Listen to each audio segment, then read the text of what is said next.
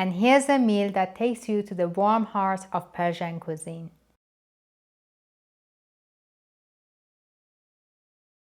For this apricot chicken, really easy. You need some onion fried with some turmeric, and then I have the apricots, dry apricots soaked a bit. We have the chicken, and we have the Tunisian shakshuka to use as the sauce kind of base, stew base of it. So this one's a little bit of a cheat one and a quick and easy one. I have my stainless steel pan on the heat, and to know that it's ready, I just drop a few drops of water on it. And now that the water is not like, spreading and it turns into little pearls, it means that the pan is hot enough and is non-stick. So now I just add the onions. An onion go without any oil for them to lose the water and then caramelize a lot faster. So cooking with nuts, herbs and dried fruit is very much quintessential to Middle East, especially to Iran. We use a lot of nuts and different even berries in our food. One of the more unusual rices that I will make in the future is sour cherry rice. The sour cherries in rice, and I think you have tried enough Persian food to believe in the unusual combinations. Okay, here we go. The onions are ready. Add the oil.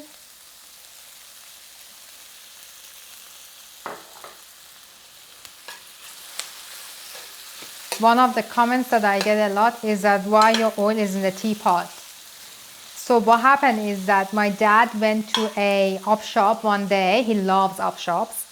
And he got me this white teapot. And I'm actually a bit particular with my teapots and the look of them. So I didn't really like them, but I never had the heart to throw this teapot away. So now it's my oil pourer. And I always have it with me, as something that my dad got me in bad taste. Okay, turmeric, because you need it. Did you know that frying turmeric with oil and especially pairing it with black pepper really enhances the absorption of curcumin, which is that anti-inflammation property of turmeric. That's why you have turmeric latte, for instance, because the fat from the milk helps the absorption of the curcumin. And then the best way of using the benefits of turmeric, in my opinion, is use it in the food. Adding the chicken. Yeah, of course, you can use paneer, you can use tofu, you can use, if you want to have meat, you can actually make it with lamb as well. But it goes really well vegetarian with tempeh. Someone likes tempeh.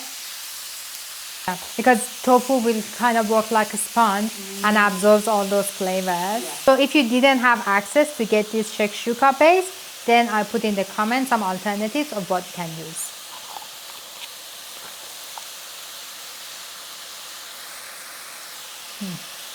Never get enough of this smell. It's just beautiful. What's your favorite out of all the meal bases? What's your favorite spice, meal base, and cake? Look, I use harissa in everything. So that's like, I can't live without it. But for everything else, I kind of move in between them, like depending on the time and mood and everything. Right now, I'm very much a big fan of this shakshuka base because of the whole paprika-y kind of warm flavors of it. It really kind of is in line with the winter mood. It really lifts it. So I fry the chicken with the sauce a bit.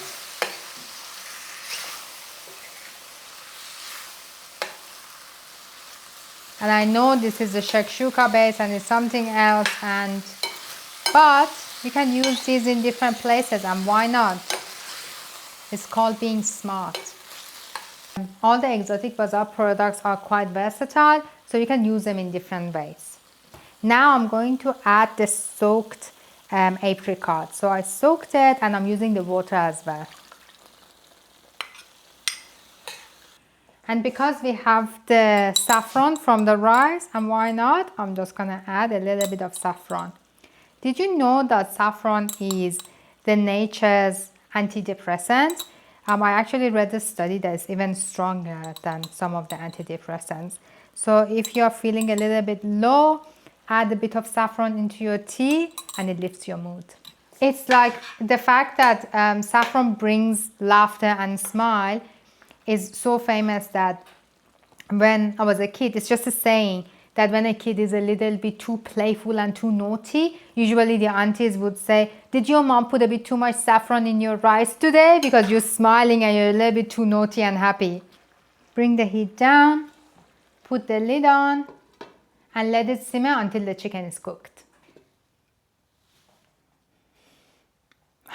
Smells lovely. I think this looks pretty enough to be served like this, but out of principle, I'm gonna serve it in another plate in the middle of the table. This apricot chicken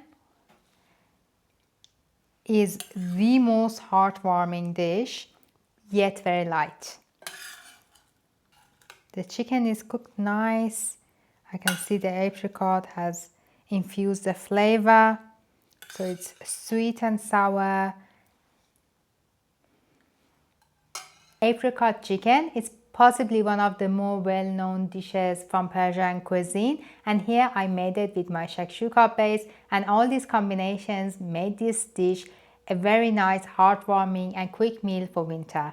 Serve it with a side of rice, salad and some yogurt with a sprinkle of rose petals on top.